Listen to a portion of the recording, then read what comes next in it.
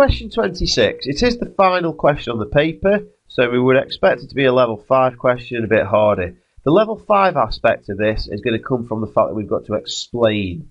Okay, so if you know 40% of a number, explain how you can work out the original number. Key thing here is that the original number is always going to be the 100% value, because it's got to be all of what you started with. All of what you started with is 100%. So we've got to somehow get from 40% to 100%. Now what you can't do is just say that, well, I've just got to add on 60%. Yes, 40% plus 60% is 100%, but you wouldn't be able to actually work that out, because if you don't know what 40% is, how can you just then add on 60%, because you wouldn't know what that was either. So that's not going to work. So you've actually got to do something to the 40%. So one way of doing it would be to start with 40%, then you could divide that by 2, which would give you 20%.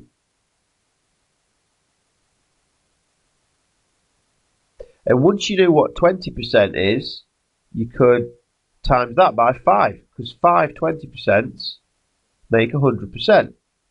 So as you can see, we've done things to the 40% to turn it into 100%. We've halved it to get 20%. We've times by 5 to get 100%. Once you've got 100%, that is your original number. So that is one way that you could do it. Let's have a look at a different way. Well, you could say, well, hang on a minute. If I start with 40%, I could actually have divided it by 4.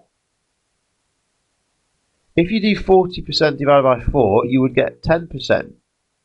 Once you're on 10%, what have you got to do to 10% to get 100%? You've got to times by 10.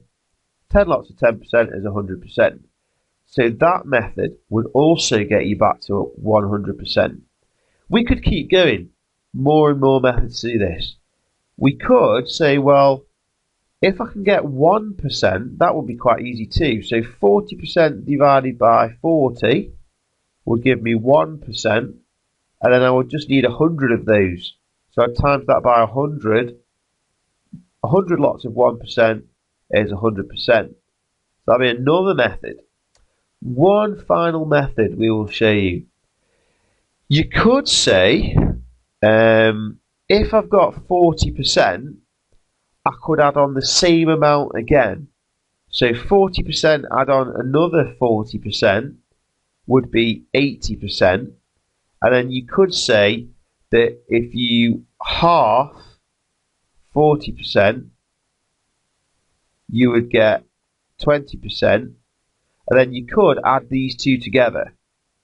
So 20% and 80% equals 100%. And there you have it. We've got 4 different ways of turning the 40% into 100%. As long as you can manipulate it into 100%, you have got back to the original number, and that is how you can do it. We could actually stick a number in there to prove this. So, for example, if we said that 40% was worth 60, then 10%, if we divide that by 4, divided by 4 would be worth 15.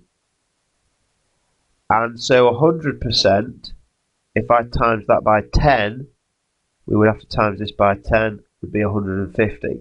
So if 40% is worth 60, using this method, okay, dividing by 4 and then timesing by 10, we would actually find the original number, which is 150. And that's it.